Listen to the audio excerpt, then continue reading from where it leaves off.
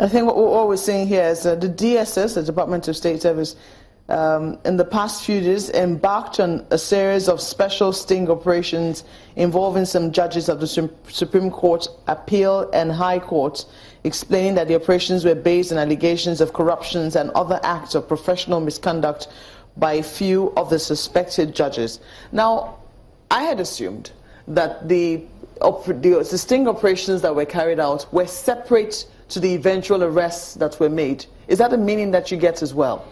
Not at all. Within a sting operation, as I said before, yes, you are allowed to arrest and you are allowed to de-arrest. And during a sting operation, if you see any other element of criminality around the site, the scene of crime or the scene of the suspect being arrested, you are also allowed to consider that into your consideration. So do you think that the DSS does owe some explanation in terms of the statement that it has released so that people can understand properly what exactly it was the message it was trying to pass across? Obviously, there's a gap in their manner and their strategy of communication. I think the person in charge, with all due respect to the fantastic job they do, has a lot to do with communication skills, because when you leave gaps, you allow people to fill in the gaps with you, and whatever they're going to fill in that gaps may not be what you want to tell the public. Right now, there are huge gaps about what is the sting in the operation. Why the need for deception? Because these guys, the gentlemen involved, are not drug pushers, they're not terrorists, we know who they are. If you had been mounting surveillance in their properties for a long time, do you need to break down their door? Why don't you knock and allow them to open the door? And obviously, even though you broke down their door, there's still information that phone calls were made to invite XYZ people. So the breaking of the door did not stop them. Where is your noise strategy? Where is that strategy that makes them to feel destabilized for you to take them unawares? And then where is the evidences? We live in a computer age. You need to show people pictures, videos of what you've done. The public can trust you and believe in you, but right now you've left communication gaps, you've left operation gaps, and probably the title of the operation, we have Operation Viper, we've got Operation Cobra. You can use different names to do an operation, but you still have to give us the basic needs for you to use appropriate or disappropriate force on a man of 60 years to use that kind of force to break down the door, because the long-term effect of this attack could be very lasting on the judges and justices.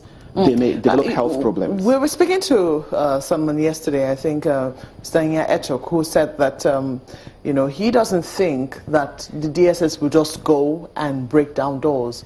And there must have been certain procedures followed, and it's when these things do not work, that's when you now find a situation where doors have to be broken down. Oh, definitely. Can we take that for granted?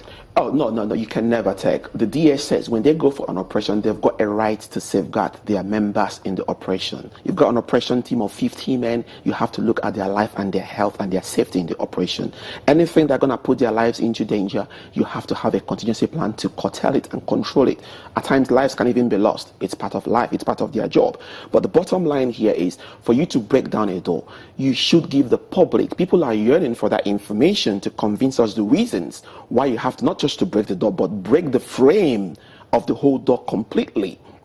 In what you see like in a normal sting operation at a terrorist camp or at a drug cartel camp, we need this visual evidences, 8-second video, 10-second video, now backed up with your communication, from a good communicator, can go a long way. But very importantly, moving forward, we need to support our DSS and our police, because they do fantastic work for us. We cannot say because of this particular issue or the way that the governor's house to discredit them. We need them, because without them, we're going to live in a society of chaos.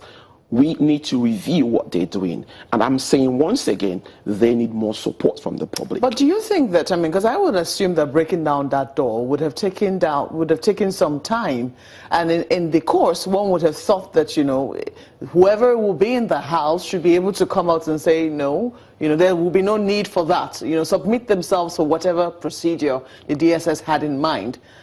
Don't you think that should have been the natural situation under that circumstance? Unfortunately, in this kind of frontline services, you have to take off the natural situations. It can be very unnatural at times. We don't know what have played out. These are law enforcement agencies that are very highly pumped up. You don't know their mental stability. You don't know their skills. You don't know the kind of trainings they've received. All they may be seeing in their eyes about force. intimidation, suppression, getting in there, but failing to lose the focus about procedures and what we call standard operation procedures, SOPs. Well, we didn't hear that that was the situation in all of the arrests that were made, did we? It would seem that what we saw was maybe one or two situations where doors were indeed broken down. Right, so it would mean that there would have been something maybe extra circumstantial to what was happening in that particular situation, you don't think? It could be. It's down for the DSS to communicate to us and now give us empirical evidences that led to the breaking of the doors. With those empirical evidences, their word of mouth is not enough in this kind of huge situation. They need to come out with evidences, probably video or audio, and if they miss this out, they should get their men better trained and prepared to do this next time, and I am there to give it free of charge without asking for any monies. Oh, so how do you think this is going to proceed in the courts? I mean, what if they're waiting to go to court before they present the evidence that they have? No. They can wait to go to the court, but now they should not forget that the public, the taxpayers, are paying for these operations. So the one that happened, that the governor of Rivers State obviously influenced in any way, they were not successful. So whatever amount of money that was used in that operation has gone down the drain because of what? Somebody's incompetence, that somebody was not able to protect their outer shell to be able to contain and control any kind of trespassers. So the bottom line is, whatever they want to take into court, they owe the public that little information so we can have our confidence in them because of tomorrow. Show us some clip, 10 seconds, 5 seconds. It will not affect your evidence you take to court, but the public has to believe in you. Right now, millions of Nigerians are asking questions, and by the time you ask 1, 2, 3 questions, you are presenting yourself as a bad agency. You're supposed to be seen as a really good agency for the future because you are serving us. We are not serving you. I see. Well, Sulaiman has some questions for you. Long time coming. Vince, the thing here is that monies were seized. What happens to such monies where you find that police or DSS have come on a raid and monies are seized? What happens within the first 48 hours of such raid? Beautiful questions. The issue of money is being found or seized. Obviously, to be very honest with the DSS, obviously I have to accept what they're telling us because we were not there. But what makes me want to ask question is, for you to find the amount of sum of money in somebody's premises, how can you use your physical eyes to count the money and say, give us that figure? We are talking about frontline policing. It's not rocket science to ex-police officers like myself. Did you come there prepared, or you come there armed? When you talk about coming there prepared or coming armed, we're not talking about, did you come there with a currency counting machine?